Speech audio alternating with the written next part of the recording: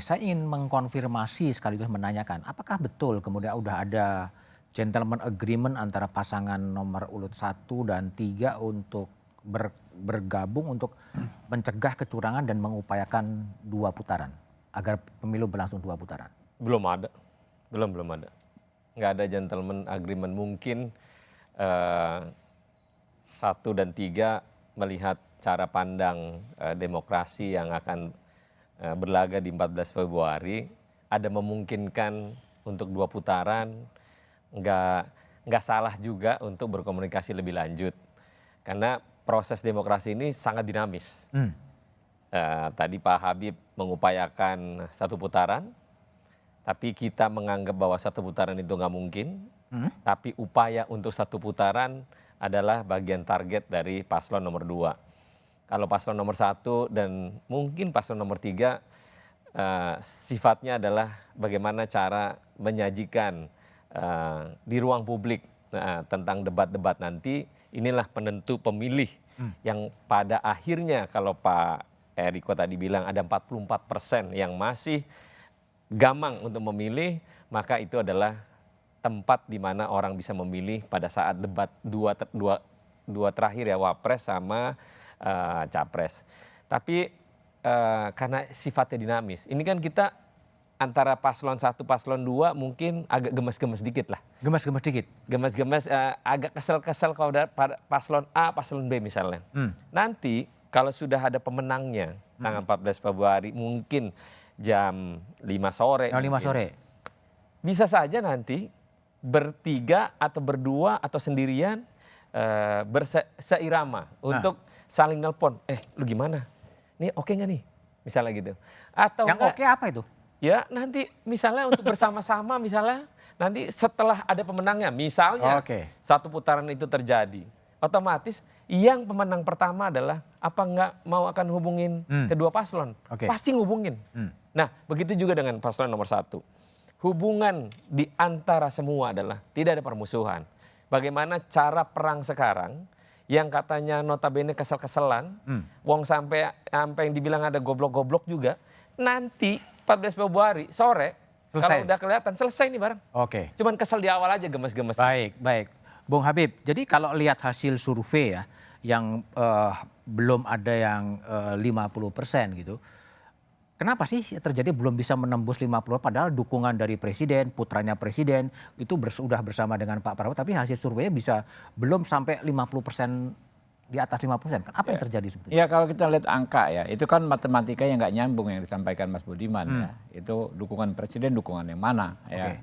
Anak yang presiden kan warga negara biasa. Warga negara biasa. Ya, jadi itu nggak ada relevansinya. Ada lagi dikaitkan dengan jumlah kursi di parlemen. Kalau dengan jumlah kursi di parlemen, kami ini yang paling dekat dengan jumlah kursi kami. Cek saja masing-masing ya. Paslon 1 didukung 3 partai, ternyata angkanya jauh di bawahnya. Paslon 3 juga demikian. Tapi yang paling penting ya, kita ini kan melakukan semuanya dalam konteks demokrasi. Ya, mau 1 putaran itu bukan sesuatu hal yang tidak demokratis. Tidak boleh. Ya. Saya juga menyampaikan soal logika penghematan itu juga bukan logika yang sesat. Itu benar kok, itu kan ya, sepanjang caranya dilakukan dengan demokratis. Kami dalam konteks komunikasi elit nih, Mbak. Elit tentu kita orang politik punya kepentingan masing-masing. Semua pengen menang 1 putaran, ya kan? Nggak bakal bisa saya bilang Pak Eriko, oke Pak Eriko kita 1 putaran aja, nggak bakal bisa. Tapi di grassroots kita dapat fakta, ya. Kalau pilpres ini tadi angka semua survei ya, 3 paslon saat ini, kami itu unggul sekitar 20%. Cukup tebal Pak, ya dibanding yang kedua, mau survei mana saja. Lalu kalau di tingkat di putaran kedua, berhadapan dengan misalnya Pak Ganjar, mohon maaf ya, di LSA di indikator kalau nggak salah, kami ini 58%. Ketika berhadapan dengan Pak Anies, kami juga 58%. Artinya kami mencatat ada sebagian orang ya yang saat ini memilih Pak Ganjar, tapi hatinya juga ada Pak Prabowo. Kalau Pak Ganjar nggak lolos ke putaran kedua, sudah pasti ke Pak Prabowo. Pak Prabowo, jumlahnya besar. Demikian juga ada pemilih, ya di grassroots. Ini kita bicara grassroots ya, bukan elit. Ya. Grassroots ini kan nggak gampang disetir-setirkan sini. ada pendukung Pak Anies yang hatinya juga ada Ke Pak Prabowo. juga. Oke. Ketika Pak Anies tidak maju ke putaran kedua, maka dia akan memilih Pak Prabowo. Kepada mereka ini, boleh nggak kami katakan, kan sekali putaran Pak Prabowo menang, kalau ya kan, 2 kali putaran, ya kan Pak Prabowo lagi. juga menang. Oke. Daripada nanti milihnya Pak Prabowo di putaran kedua, boleh nggak milihnya di putaran pertama aja? Oke. Itu sepanjang dilakukan dengan cara-cara yang demokratis. Tidak ada yang salah. Ada yang salah nggak gitu kan? Menurut saya sih nggak ada yang salah. Oke, baik. Sebentar, Bung Eriko. Jadi Ya. Bung Eriko gimana untuk langsung bisa keinginan dari Bu Mega tuh menang satu putaran? Apa yang mau dikerjain sebetulnya? Itu kan Sebenarnya simpel keren. saja. Tadi kan sudah kita bicarakan yang 44% yang belum menentukan pilihan baik Iya, tapi ragu mau diapain? Loh, kita door to door. Door to door. Sekarang coba saya tanya Mas Budiman, nanti silakan Kompas TV mau menyaksikan dari partai mana, dari paslon mana yang turun door to door.